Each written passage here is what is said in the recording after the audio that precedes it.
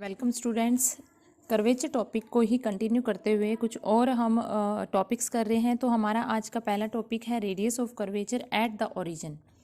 तो हम find out करेंगे ओरिजिन पे रेडियस ऑफ कर्वेचर। तो इसके लिए हमारे पास में डिफरेंट मेथड है। सबसे पहला हमारा मेथड है मेथड ऑफ डायरेक्ट सब्स्टिट्यूशंस।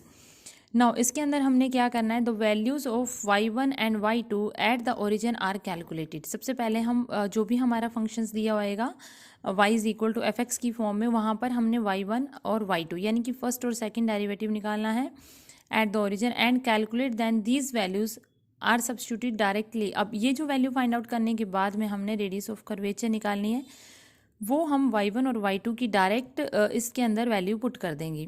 तो ये आपको याद रखना है, रेडियस ऑफ कर्वेचर क्या है, 1 प्लस y1 का होल स्क्वायर की पावर 3/2 अपॉन y2। इसके अंदर हमने y1 और y2 की वैल्यू सब्स्टिट्यूट करनी है। तो ये तो हमारा फर्स्ट मेथड है, मेथड ऑफ डायरेक्ट सब्स्टिट्यूशन। उसके बाद सेकंड मेथड है मेथड ऑफ एक्सपेंशन।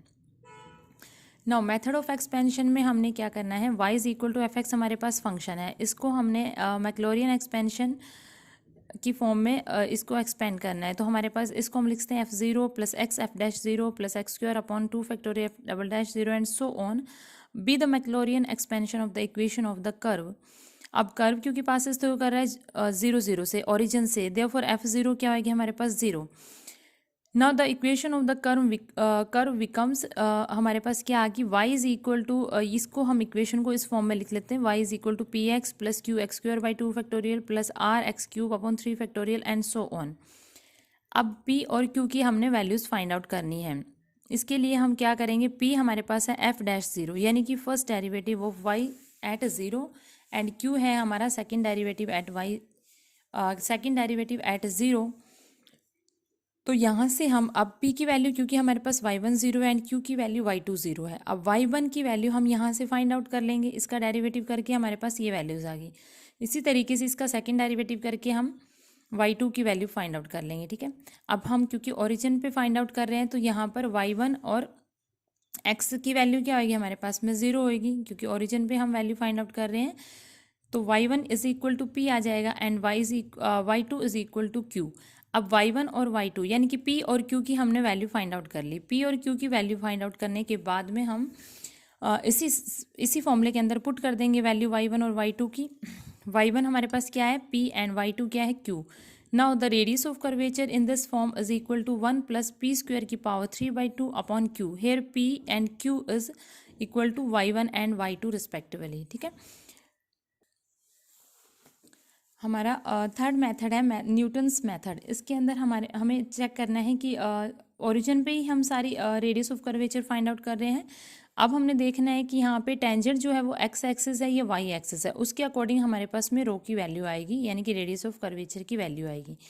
तो फर्स्ट में अगर हमारा x axis is the tangent at the origin, अगर हमारी एक्स एक्सिस यानी कि एक्स एक्सिस अगर टेंजेंट है, टेंजेंट की equation y is equal to 0 की फॉर्म में आ रही, that means the equation of x axis. तो इस पे हमने रेडियस ऑफ कर्वेचर निकालनी है, लिमिट एक्स वाई को 0 टेंस करना है एंड हमारे पास में रेडियस ऑफ कर्वेचर क्या होगी, x square upon 2y, x square upon 2y। ठीक है, अगर y एक्सिस टेंजेंट है एट द ओरिजिन पे तो रेडियस ऑफ कर्वेचर हमारे पास क्या आएगा, लिमिट तो हमने दोनों की x tends to 0 and y tends to 0 ही लगानी है। इसमें हमारे पास में y स्क्वायर अपॉन 2x आ जाएगा। एक्स एक्सिस टेंजेंट है तो x square upon 2y and y axis tangent है तो वाई स्क्वायर अपॉन 2x। ठीक है, तो ये था हमारा न्यूटन्स मेथड। उसके बाद में हमें रेडियस ऑफ कर्वेचर निकालनी है। अगर पोलर इक्वेशंस दी हुई है और radius of curvature at origin पे फाइंड आउट करनी है। पोलर इक्वेशन मीन्स कि r is equal to f theta की फॉर्म में दी हुई है और radius of curvature at origin पे निकालनी है। तो इस केस में हमारा क्या फॉर्मूला होता है रेडियस ऑफ कर्वेचर का, limit theta tends to 0 1/2 dr/d theta. ठीक है, I repeat again, rho is equal to यानी कि radius of curvature is equal to limit theta tends to 0 1/2 dr/d theta. अब हम कुछ और एग्जांपल्स कर लेते हैं, उसकी बेस पे आपको और भी अच्छी तरह क्लियर हो जाएगा। तो इस तरीके के जब एग्जांपल्स आएंगे तो उसमें यही पूछा होगा कि रेडियस ऑफ कर्वेचर हमने फाइंड आउट करनी है एट द ओरिजिन। ठीक है, जैसा कि ये एग्जाम्पल है, find the radius of curvature at origin for the curve. Origin पे हमने रेडियस ऑफ कर्वेचर निकालनी है। नाउ सबसे पहले तो हमने चेक करना है कि हमारे जो गिवन इक्वेशंस दी हुई है वो हमारी इक्वेशन, सॉरी यहाँ पे मैं कर्व की इक्वेशन लिख देती हूँ। तो हमारा रेडियस ऑफ कर्वेचर निकालें ओरिजिन पे, और कर्व क्या है 2x⁴ plus 4x³ plus xy² plus 6y³ minus 3x² minus 2xy plus y² minus 4x is equal to 0। तो जैसा कि आपको कर्व की जो इक्वेशन है उससे पता चल रहा है कि ये कर्व पासिस थ्रू करेगा ओरिजिन से, because there is no constant term. अगर कोई भी कर्व के अंदर कांस्टेंट टर्म नहीं है, दैट मीन्स कि वो कर्व जो है वो पासिस थ्रू करता है ओरिजिन से। तो this curve is passes through the origin, ठीक है। अब ये पासिस थ्रू करेगा ओरिजिन पे। जो हमारे पास में लोवेस्ट डिग्री टर्म होती है वही हम इक्वल टू 0 रखते हैं टेंजेंट फाइंड करने के लिए। तो इसमें हमारे पास में लोवेस्ट डिग्री टर्म क्या है, ये -4x, यानी कि x इसको हम 0 के इक्वल रखेंगे। तो हम लिखेंगे 4x is equal to 0, that means कि x इज इक्वल टू 0। तो this is the tangent at the origin, x is equal to 0। x is equal to 0 का क्या मतलब हुआ, y axis is the tangent at the origin. तो अभी हमने Newton's method किया है। अगर y एक्सिस टेंजेंट है एट द ओरिजिन पे, तो हमारे पास रो क्या होता है y² / 2x limit x and y tends to 0। तो हमने यही लगाना है। Now by Newton's method rho हमारे पास रेडियस ऑफ कर्वेचर क्या होगी, y² / 2x limit x y tends to 0, ठीक है। अब जो हमारे पास में गिवन कर्व है उसको हम क्या करेंगे, उसको हम इसी तरीके की फॉर्म में बना लेंगे। तो पूरी इक्वेशन को हम क्या करेंगे, 2x से डिवाइड कर देंगे। पूरी इक्वेशन को हमने 2x से डिवाइड कर दिया इस पूरे को, तो हमारे पास इक्वेशन क्या आ गई, x³ plus 2xy² and so on, इस तरीके की इक्वेशन आ गई। अब हमने क्या लेना है, लिमिट लेनी है x y टेंस टू 0। तो x टेंस टू 0 जहाँ और y टेंस टू 0, तो ये भी 0 आ जाएगा। यहाँ पर भी x y की टर्म है, यहाँ पर भी है। ये हमारे पास रो आ रही है, बट इनटू में y है विच टेंस टू 0, तो ये भी 0 आ जाएगा। x टेंस टू 0, ये भी 0 आ जाएगा, ये भी 0 आ जाएगा। अब ये वाली जो इक्वेशन आ रही है ये क्या आ जाएगा हमारा, इसकी जगह हम क्या लिख सकते हैं, रो। तो ये हमारे पास में आ जाएगा रो, और तो हमारी इक्वेशन क्या हो जाएगी, रो -2, ठीक है ना। Limit x tends to 0 and y tends to 0, this equation is equal to zero. तो हमारे पास सिंपल यही इक्वेशन बचेगी, दैट मीन्स कि हमारे पास आ गया रो -2 इज इक्वल टू 0। तो रो की वैल्यू हमारे पास क्या आ जाएगी, 2, यानी कि 2 is the radius of curvature. तो इस तरीके से सम्स करने हैं। नाउ सेकेंड एग्जाम्पल देखिए, find the radius of curvature at the origin of the curve. अब यहाँ पर कर्व की इक्वेशन क्या है, x² plus 6y² plus 2x minus y is equal to 0। जैसा कि इस इक्वेशन को देखने से पता चल रहा है कि दिस इज ये ओरिजिन से पासिस थ्रू करेगी, because there is a no constant term. So the given equation of the curve passes through the origin and here lowest degree terms हमारे पास क्या है, 2x माइनस वाई। तो इसको हम 0 के इक्वल रखेंगे। This is the tangent at the origin, तो 2x minus y is equal to 0। This is the tangent at the origin. तो यहाँ पर हमें ना तो x एक्सिस टेंजेंट है, ना ही y एक्सिस टेंजेंट है।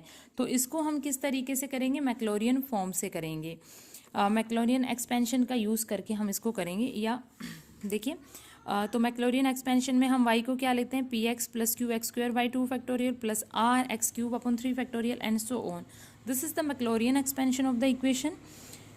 नाउ हमारे पास जहाँ जहाँ y की वैल्यू आ रही है उसकी जगह हम ये वैल्यू पुट कर लेंगे। तो गिवन कर्व के अंदर x² प्लस 6y² है, तो इस पूरे का स्क्वायर कर देंगे, प्लस 2x माइनस वाई की जगह ये वैल्यू। तो जो गिवन कर्व की इक्वेशन है उसके अंदर जहाँ जहाँ y आ रहा है उसकी जगह हम ये वैल्यू पुट कर देंगे, एक्सपेंशन मैक्लॉरियन एक्सपेंशन पुट कर देंगे।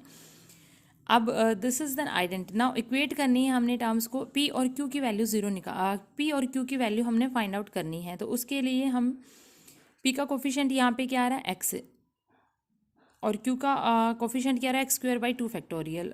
इसका होल स्क्वायर अगर हम करते हैं, इसको ओपन करते हैं, तो यहाँ पर इस टर्म में क्या आ रहा है, x² by 2 factorial equal to 0 है। तो हमने इन इक्वेशंस को सॉल्व करके coefficient of x and x², यहाँ से x और x² का कोफिशिएंट इक्वल टू 0 है। इस 0 को हम लिखते हैं 0 into x plus 0 into x², ठीक है, इस तरीके से लिख सकते हैं इसको। अब हमने क्या करना है, इक्वेट करना है coefficient of x and x²। तो वहाँ से आपके पास में क्या आ जाएगी, 2 minus p equal to 0। This is the coefficient of x and q is the coefficient of, यहाँ पहले तो हम p की वैल्यू निकाल लेते हैं। तो 2 minus p is equal to 0, तो p हमारे पास क्या आ गया, 2, ठीक है। उसके बाद हमने क्या करना है, x² का कोफिशिएंट चेक करना है। x² का कोफिशिएंट क्या है, यहाँ पे 1,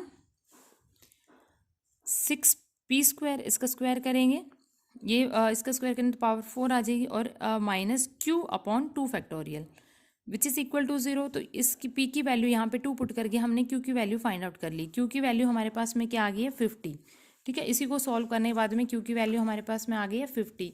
नाउ अब हमें क्या करना है, ये p और q की वैल्यू फाइंड आउट करने के बाद में हमने रेडियस ऑफ कर्वेचर के अंदर पुट करनी है। तो यहाँ पर हमारे पास में रेडियस ऑफ कर्वेचर क्या होता है इस फॉर्म में, 1 + p² की पावर 3/2 अपॉन क्यू। तो p और q की वैल्यू इसके अंदर पुट करेंगे and find the value of radius of curvature, या फिर हम इसको डायरेक्ट सब्स्टिट्यूशन से भी कर सकते हैं। तो दोनों तरीके से आप इसको कर सकते हैं। नेक्स्ट है हमारा find the radius of curvature at the origin of the two branches of the curve given by x = 1 - t² and y = t - t³। तो यहाँ पर हमें एक पैरामीट्रिक इक्वेशंस दी हुई है, पैरामीट्रिक इक्वेशंस इन t, x और y की हमें पैरामीट्रिक इक्वेशंस दी हुई है और हमें रेडियस ऑफ कर्वेचर निकालना है एट द ओरिजिन। ठीक है, तो सबसे पहले तो हम इसको कार्टेशियन इक्वेशन में चेंज कर लेंगे। देखिए x = 1 - t² है एंड y = t, कॉमन निकाल के हमारे पास क्या आ गया, 1 - t²। तो 1 - t² की जगह x पुट कर देंगे, y = tx आ जाएगा। ठीक है, तो यहाँ से t की वैल्यू क्या आ गई, y/x। t की वैल्यू आ गई y/x। अब इस इक्वेशन के अंदर जहाँ t आ रहा है उसकी जगह हम y/x पुट करके इसको सॉल्व कर लेंगे, तो हमारे पास में ये एक कार्टेशियन इक्वेशन आ गई। ठीक है, this is the Cartesian equation of the curve. अब clearly there is no constant terms, so this equation is passes through the origin and the tangent at the origin is, tangent at the origin हमारे पास क्या होगा, lowest degree terms tends to equal to 0। तो x² - y² is equal to 0, यानी कि y is equal to + - x। This is the tangent. तो here is tangent is not is x axis और y axis. ठीक है, तो इसको भी हम मैक्लॉरियन एक्सपेंशन के अकॉर्डिंग करेंगे, यानी कि y को हम पुट करेंगे px + qx² / 2 plus r(x³/3 and so on. Now जो गिवन हमारे पास इक्वेशन है ये वाली, इसके अंदर जहाँ y की टर्म्स आ रही है उसके अंदर हम इसकी वैल्यू पुट कर देंगे। तो x³ - x is equal to x² - y² की जगह इस पूरे का होल स्क्वायर। ठीक है, अब हमने क्या करना है, कोफिशिएंट ऑफ, आपने इस तरीके की कोफिशिएंट्स को वैल्यूज़ लेनी है जिससे कि हमारे पास p और q की वैल्यूज़ निकल जाए। ठीक है, आसानी से निकल जाए, p और q की वैल्यू आसानी से फाइंड आउट हो जाए। तो हम क्या करेंगे इसके अंदर, क्योंकि यहाँ पर x³ है, ठीक है, तो हम कोफिशिएंट ऑफ x², यहाँ पर x² की टर्म्स को हम इस तरीके से लिख देते हैं, 0 कोफिशिएंट ले लेते हैं उसका। ठीक है, तो x² और x³ के कोफिशिएंट्स को कंपेयर कर लेते हैं दोनों साइड में। x² का कोफिशिएंट यहाँ पे क्या आ रहा है, इसका होल स्क्वायर करेंगे तो p² x², तो इसका कोफिशिएंट आ जाएगा 1 - p, और इधर क्या है 0, तो p², 1 - p² is equal to 0, so we get value of p is +-1। ठीक है, तो p की वैल्यू ये आ गई। अब x³ के कोफिशिएंट को भी हमने कंपेयर किया, तो यहाँ पर x³ का कोफिशिएंट 1 है और यहाँ पर हमारे पास x³ का कोफिशिएंट क्या आ जाएगा, यह आ जाएगा। इसको ब्रैकेट को ओपन करेंगे तो a² + b² एंड जो भी आगे टर्म्स आ रही है उसका स्क्वायर इनटू इन दोनों का 2 मल्टीप्लीकेशन ऑफ दिस, तो ये क्या आ जाएगा कोफिशिएंट हमारे पास में, 2 से 2 कैंसिल हो गए, -pq, यानी कि 1 इज इक्वल टू -pq। तो अब p की वैल्यू 1 और -1 दोनों रखिए, q की वैल्यू फाइंड आउट करेंगे। अगर p हमारे पास 1 है तो q की वैल्यू क्या हो जाएगी, -1। When p is equal to 1 then q is -1। अगर p हमारे पास -1 है then we get q is equal to 1। तो ये वैल्यूज हमारे पास में आ गई।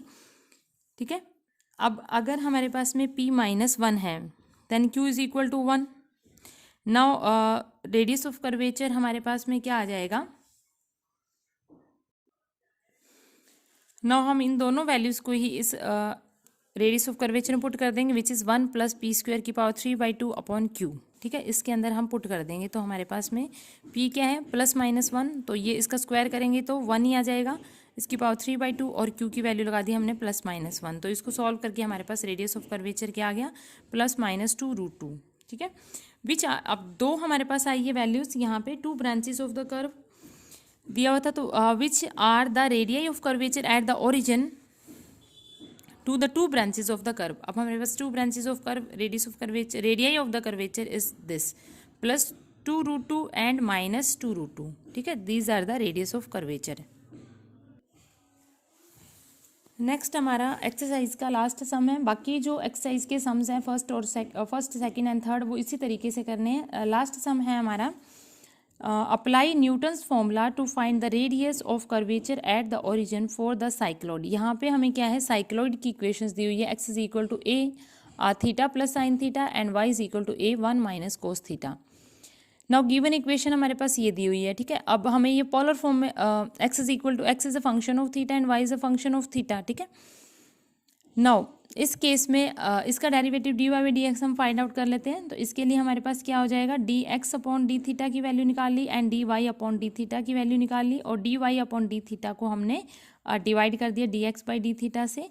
तो यहाँ से हमारे पास आ जाएगी d y by d x की value which is equal to, यहाँ पे वैल्यूज पुट कर दी, a sine theta upon a 1 plus cos theta, ठीक है। डेरिवेटिव करने के बाद में ए से ए कैंसिल आउट हो गया, साइन थीटा का फॉर्मूला लगा दिया 2 sign theta by 2 cos theta by 2 and 1 plus cos theta is 2 cos square theta by 2।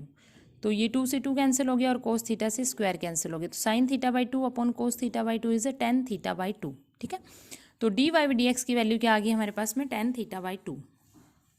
Now अगर हम थीटा को 0 पुट करते हैं, क्योंकि हम ओरिजिन पे वैल्यू निकाल रहे हैं, radius of curvature at the origin find out कर रहे हैं, तो at theta is equal to 0, theta की वैल्यू 0 रखते तो यहाँ पर एक्स भी 0 आएगा, और थीटा की वैल्यू 0 रखेंगे तो ये क्या आ जाएगा हमारे पास में, वाई की वैल्यू भी 0 आएगी, and d y by d x भी हमारे पास में क्या हो जाएगा 0, ठीक है।